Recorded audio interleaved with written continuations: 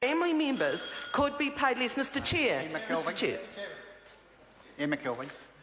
I move that the motion be now put. I'm going to hear Ian Lees-Galloway. Thank you very much, Mr Chairman. I have to say that people of Rangitikei would be very disappointed to hear that Ian McKelvey's only contribution to the debate this afternoon was to try and shut down that debate, and I suppose that's a reflection of this government's attitudes towards democracy and transparency, and I'm sure he'll be pleased to go back to his electorate and talk to people about the way he voted today and his contribution to today's debate. Mr Chair, I would like to refer to a couple of the SOPs in the name of my colleague, the Honourable Ruth Dyson, which both refer to Section 70D3C, which of course refers to the rates of pay that the carers can receive.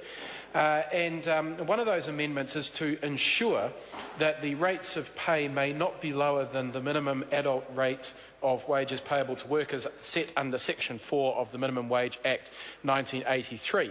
I think this is a reasonably important principle, actually, that just because people are caring for a member of their family, just because they are actually doing this because it is a 24/7 commitment that they have to someone who lives in their household or is another member of their family, doesn't mean that they don't get the same rights and privileges that everybody else in New Zealand should receive when they're at work.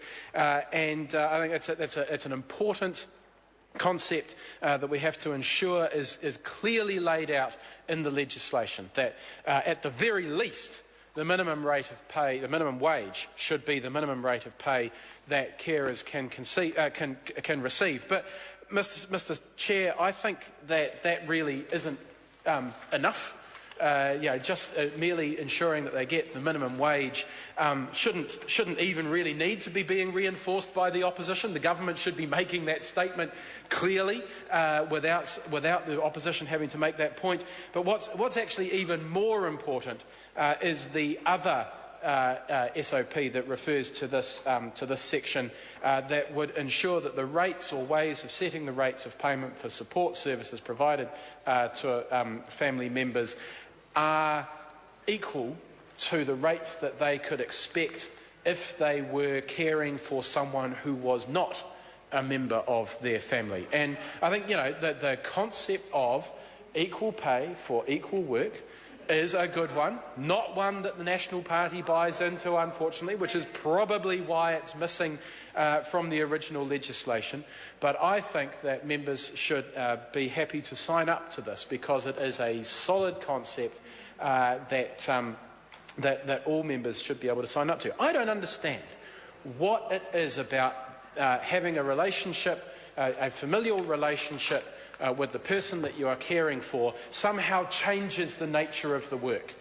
It's just as hard, there's just as much commitment required, and Tony Ryle's rolling his eyes and tutting, and he doesn't understand why it is that carers should not have the ability, people who are caring for someone who is a member of their family should not have the ability to get the same rate of pay that they would get if they went and cared for someone else's child. Tony Ryle doesn't understand that. Tony Ryle thinks that they should just work for whatever the minimum is that the government is prepared to give them. They should be grateful that the government is even prepared to cover them. And in fact, of course, as we know, many people will not be covered by this. This is not the comprehensive response that people were expecting. So I suppose, in Tony Ryle's mind, if you are lucky enough to be one of the 1,600 that qualifies for this, and goodness knows how it is exactly that the government is going to determine whether or not a person qualifies to be one of the 1,600, if you're one of the 1,600 who qualifies, you ought to be grateful. You ought to those people ought to be grateful, sir, if they are lucky enough to be one of the chosen 1,600. And I suppose that's where Tony Ryle is coming from. Well, we come from quite a different perspective on this side of the House, sir.